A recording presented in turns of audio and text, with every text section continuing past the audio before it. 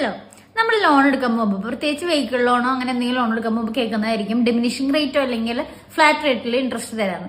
അപ്പൊ ഇതിൽ ഏതാണ് നല്ലത്, ഇത് എന്താണ് ഉദ്ദേശിക്കുന്നത്? അതായത് ഫ്ലാറ്റ് റേറ്റ് ഇൻട്രസ്റ്റ് എന്ന് പറയുമ്പോൾ നമ്മുടെ പ്രിൻസിപ്പൽ എമൗണ്ടിന്റെ സെയിം പെർസെന്റേജ് ഇൻട്രസ്റ്റ് എല്ലാ വർഷത്തിലും, അതായത് DMI ഇൻട്രസ്റ്റ് എല്ലാം സെയിം ആയിരിക്കും.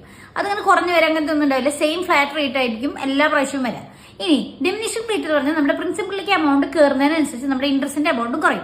അപ്പൊ ഇതിൽ ഏതാണ് ബെറ്റർ? അപ്പൊ നമ്മളോട് ബാങ്കുകാർ പറയും ഫ്ലാറ്റ് റേറ്റ് ആണെങ്കിൽ 9.7 അല്ലെങ്കിൽ 9 തരാം, ഡിമിനിഷിംഗ് ആകുമ്പോൾ അത് 12 ആവും. പക്ഷെ ഇതിൽ ബെറ്റർ നമ്മൾ വിചാരിക്കും 9 എന്ന് വിചാരിച്ചാൽ അത് ഓപ്ഷൻ എടുക്കരുത്. കാരണം എന്ന് വെച്ചാൽ ഫ്ലാറ്റ് റേറ്റ് 9.7 9 എന്ന് പറയുന്നത് ഒരു 15 അല്ലെങ്കിൽ ഒരു 16 ഒക്കെ പെർസെന്റേജ് ആണ് ഡിമിനിഷിംഗ് റേറ്റിൽ വരാം. കാരണം എന്താന്ന് വെച്ചാല് ഇതില് പ്രിൻസിപ്പൽ എമൗണ്ടിലേക്ക് കുറച്ചേ കയറുള്ളൂ, പെട്ടെന്ന് കയറില്ല. ഇൻട്രസ്റ്റ് ആണ് ഫിക്സ്ഡ് ആയിട്ട് പോയിക്കൊണ്ടിരിക്കുന്നത്. പക്ഷെ ഡിമിനിഷിംഗ് റേറ്റ് ആയിരിക്കുമ്പോൾ പ്രിൻസിപ്പലിലേക്ക് എമൗണ്ട് കൂടുതൽ കയറും. അപ്പൊ നിങ്ങൾ എപ്പോഴും ചൂസ് ചെയ്യുമ്പോൾ ഡിമിനിഷിംഗ് റേറ്റിലുള്ള ലോൺ, അതായത് ഇൻട്രസ്റ്റ് ഉള്ള